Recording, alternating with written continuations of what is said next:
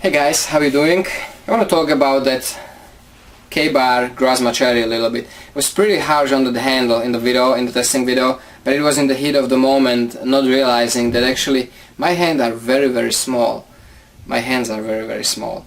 And bigger hand would have absolutely no problems with this handle. My problem is that my small hand, when I grab the knife, you see that huge gap between my palm and my fingertips? That's what causes the not secure grip for me. And also the combination that the Kraton G Kabar uses is a lot stiffer, a lot more plasticky feel than, for example, cold steel or Ontario. Both cold steel and Ontario both use Kraton handles, and they are a lot more rubbery feeling. They have a lot more rubbery feeling in them, which makes them a lot more grippy and makes them feel more secure because you get more traction for your hand. So combination of that and the big profile of it, the big swell, lets me not be able to reach around the whole handle and get the secure grip. So the larger hand will have no problem whatsoever, and I have very small hands, very short fingers, and thin fingers, short fingers. So I was kind of harsh on it, but in my way I was concerned because I didn't feel safe at all. I didn't feel comfortable using the tool, even though the tool works great. Also, why would you buy $50 machete if you can buy $20-$30 machete like from Cold Steel? They have a lot of stuff in offerings. And the thing is that if you buy the cheaper like a Cold Steel machete, what you get essentially is just base for the tool that you have to put a lot of work into to actually get the good working tool. You can get every single one of them. You will, unless something's wrong with the heat treat, you will be able to make this tool really good and working.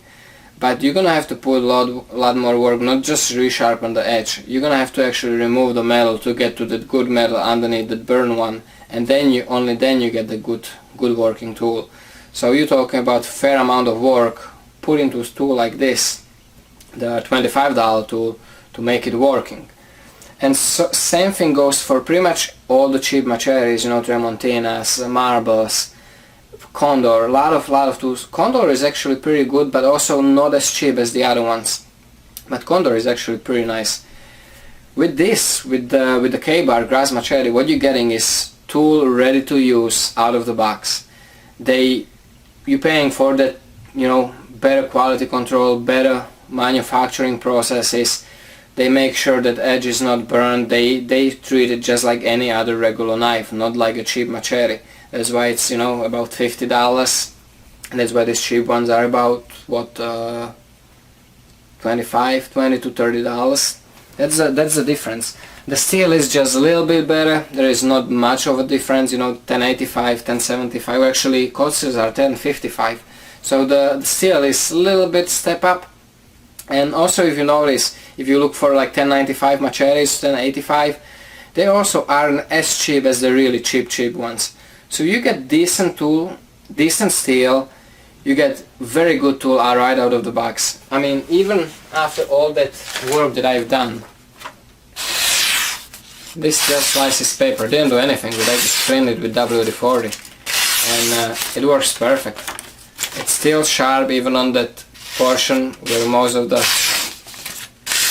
chopping was done. It still initiates cut without any problem. Of course, the rest of the blade where I did less cutting, tip and here at the heel, it's still really sharp, even magazine paper sharp. So, and also it's thicker than most of the regular machetes, cheap machetes. So that's why the price tag. And if you ask me, yes, I can. There's not really a problem for me to fix up the grind if something is burned and I just remove the metal, clean it up, sharpen it. Not a problem. But if I'm thinking about it, like me putting, hour, 2 hours of work into something like that to make it working, I might as well buy this, and just have a good tool right out of the box. Some people said that they are not sure about that hollow grind.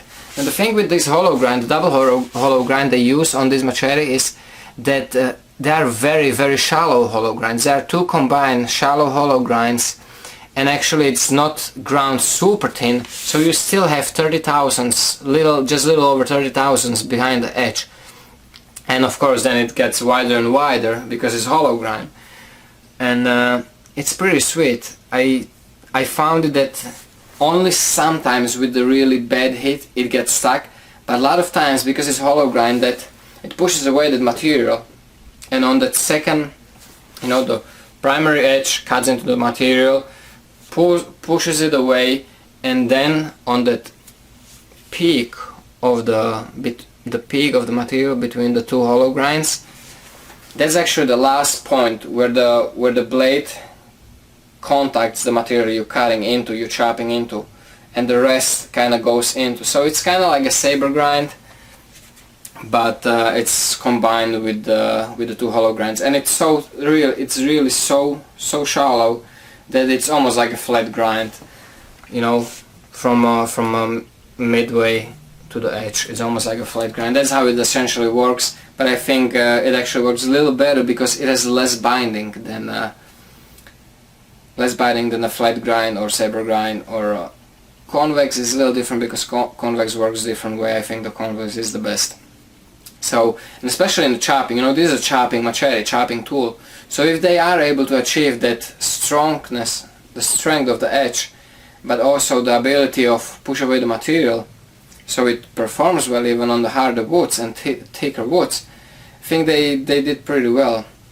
And I like how it performed. It was sweet. Only thing I didn't baton with it. I really don't like batoning with machetes. It's really unpleasant task to do baton with machetes. It just, the vibration, it hurts your hand and everything. There is no point of that. It's not what the tool is for.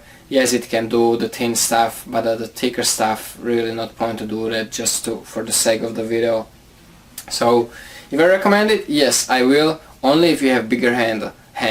If you have small hand, be ready to, you know, have a project for the rehandle job, or maybe even just sanding this down, just the craton itself, that would do the trick just as well. It's kinda, I don't know, I never did it, but I'm pretty sure that you can, you know, just as rubber, plastic, just like any other, so you can definitely sand it off. Which is actually probably what I will try. I will try that. I will just sand it off instead of going through the whole process of doing a custom handle, especially with the hidden tank. So I like it. It's a good tool, especially if you have bigger hands. And it was fun to use. And not because of the handle, but the tool itself worked good. The edge, the cutting performance, the balance, how light it is, how fast it is in the hand. I liked it. It's a good tool. So don't take my cussing about the handle so you know, strict. It was just in the heat of the moment.